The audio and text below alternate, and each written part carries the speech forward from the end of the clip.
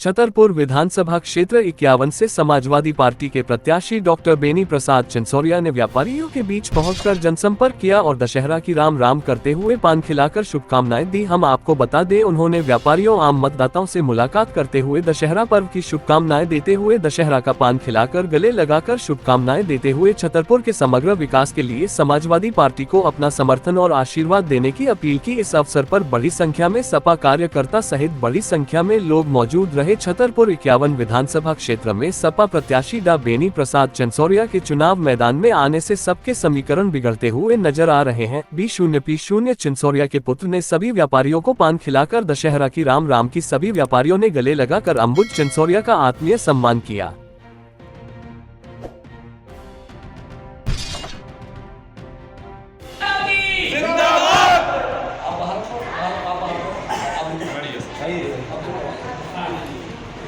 Doctor BP Chansoria जी, doctor BP Chansoria जी।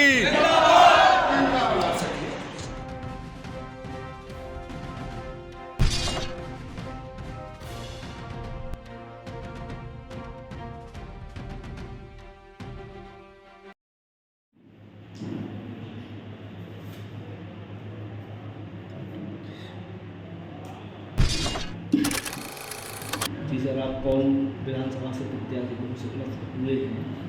पहले विधानसभा में आप लोगों को बहुत बहुत धन्यवाद कि यहाँ पर आए और दशहरा की आपको शुभकामनाएं और सभी नगरवासियों को क्षेत्रवासियों को दशहरा की राम राम। जी, अपन छतरपुर से विधानसभा के अपने दावेदारी किए और टिकट भी आपको मिली, इसकी बताएं। और अपन किन मुद्दों पर जनता के बीच आएंगे?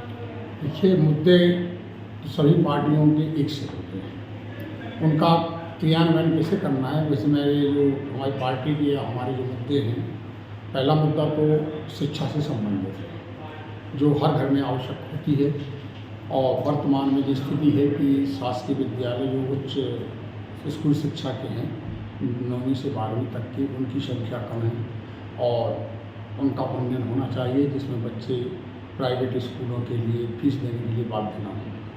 दूसरा, स्वास्थ्य का हमारा जो मुख्य मुद्दा है कि आप अस्पताल में देखते हैं कि अस्पताल की बिल्डिंग तो पर्याप्त हो चुकी है, लेकिन वहाँ पर न तो पर्याप्त पलंग हैं, न पर्याप्त डॉक्टर हैं और न ही पर्याप्त स्ट्रेचर हैं और न पर्याप्त दवाइयाँ हैं। तो कम से कम इन सब बातों के लिए विशेष अवरोध करके कोई भी सत्ता में रहेगा, इनको लाया जा सकता है। तीसरा मुद्दा हमारा परिवहन की स्थिति है कि छतरपुर में आप देखते हो कि आए दिन एक्सीडेंट हो रहे हैं, जनता का दबाव ज़्यादा हो गया है और सड़कें बहुत पतली हैं। सड़कों का चौड़ीकरण करना और जो सड़कों में बार बार गड्ढे होते हैं, क्योंकि इतना घटिया मटेरियल लगाया जाता है कि कोई भी सड़क 3 महीने से ज़्यादा नहीं चल पाती है। तो कम से कम ऐसी सड़क बने कि एक बार बन जाए तो 5 साल 7 साल बीच में कहीं भी उसमें गड्ढा नहीं होना चाहिए। चौथी अपनी स्थिति देख रहे हो कि हमारा जो अबाया विश्वविद्यालय था, उसका काम शुरू नहीं हुआ। उस विश्वविद्यालय ने महाराजा कॉलेज का अस्तित्व खत्म कर दिया। हमारा मेडिकल कॉलेज आ चुका था, लेकिन यहाँ के नेताओं के द्वारा दबाव में या विरोध करने की क्षमता न समझिए या उतना योग्यता न समझिए, मेडिकल कॉलेज हमारा चला गया और 6 साल में अभी तक स्टार्ट भी नहीं हो पाया है। आपने देखा कि NTPC आ गई थी, जिसमें 2800 हेक्टेयर यानी 7000 एकड़ जमीन अधिग्रहित की गई। उसका 3000 करोड़ रुपया मुआवजा बांटा गया, 300 करोड़ रुपये में उसका विकास किया गया, लेकिन आज वीरान पड़ी हुई है। तो वहाँ पर कोई ना कोई ऐसा बड़ा उद्योग धंधा लाना कि जिससे यहाँ के लोगों को रोजगार मिल सके और यहाँ के शहर का विकास हो सके। क्योंकि जब कोई बड़ा एक उद्योग आ जाता है तो उसमें हज़ारों कर्मचारी काम करते हैं, फिर उन हज़ारों कर्मचारियों के लिए जो भी राशन व्यवस्था होती है, बाज़ार से जितना सामान खरीदा जाता है, उसका पैसा कहीं ना कहीं आप प्रत्यक्ष रूप में व्यापार में भागीदारी निभाता है और व्यापारियों को उससे लाभ होता है। आपने देखा कि नर्सिस सेंटर हमारा चला गया, आकाशवाणी यहाँ से चली गई, इंटरनेशनल हवाई अड्डा चला गया। अभी हाल ही के दिनों में ओवरब्रिज आया था, जिसमें 700 करोड़ रुपये शहर के अंदर आना था, लेकिन चंद लोगों के कहने पर उसको रुकवा दिया गया है। तो उसको पुनः उसको लाना, क्योंकि एक ओवरब्रिज बन जाएगा, कितने एक्सीडेंट बच जाएंगे आपके। और उस ओवर ब्रिज के नीचे आपने देखा होगा बड़े बड़े शहरों में कितने लोगों का रोज़गार चलता है। जो रोज़गार सड़क की ठेलियों की जो नीचे लगती हैं सड़क किनारे, ओवर ब्रिज बन जाएगा तो उसके नीचे लगने लगेंगे, लोग शिफ्ट हो जाएंगे।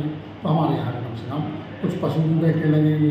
आपके यहाँ क्षेत्रीय मुद्दों के साथ प्रादेशिक मुद्दे भी, पलायन का अपन इस एरिए पर मौका मिला तो अपन इस पर क्या प्रयास? जब कोई बड़ा उद्योग यहाँ पर लग जाएगा तो पलायन होगा ही नहीं। लोग बाग मजबूरी में बाहर जाते हैं। जब उनको कुछ जीविकापार्जन का साधन नहीं होता है तो उन्हें कहीं भी जाना पड़ता है, जहाँ पूना जाएँ, जहाँ बंगलौर जाएँ, जहाँ नोएडा जाएँ, जहाँ दिल्ली जाएँ।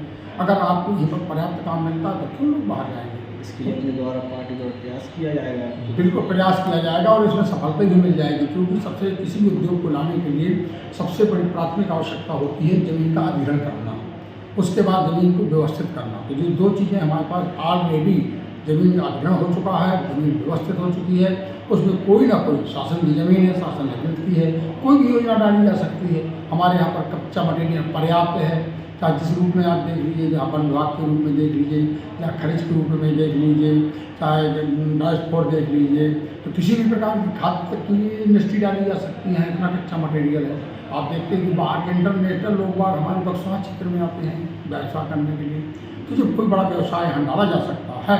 अब समस्या ये होती है कि जब भी कोई व्यवसायी यहाँ आता है कि हमें व्यवसाय डालना है तो यहाँ के जनप्रतिनिधि सबसे पहले उससे शेयर मांगते हैं, हमें आप कितना परसेंट दोगे, हाँ उसमें क्या भागीदारी होगी। इन कारणों से लोग आकर के सर्वे करके वापस चले जाते हैं। आपके पास स्वास्थ्य और शिक्षा पे भी अपन पहले फोकस करेंगे, लेकिन कई और भी चीज़ें समस्या है, पेयजल की समस्या है, महंगाई बढ़ रही है, बिजली। देखिए पेयजल की समस्या तो उस समय शासन के द्वारा जो घर घर नल योजना थी उससे पेयजल की व्यवस्था तो लगभग आपकी स्थिति में आज नहीं है। हर घर में पानी जा रहा है, इसमें कोई दो राय नहीं है। लेकिन उसके दौरान जो उन्हें शहर को क्षति हुई है कि लाइट नल तो योजना डाल दी गई, लेकिन जो गड्ढे खोदे गए, सड़कें कट गई, पूरी सड़कों की दुर्दशा हो गई, उसका जो हम द्वारा सुधार नहीं किया गया। तो वो मेरे द्वारा सड़कों की कम से कम मरम्मत करा करके व्यवस्थित रूप से करा दिया जाएगा।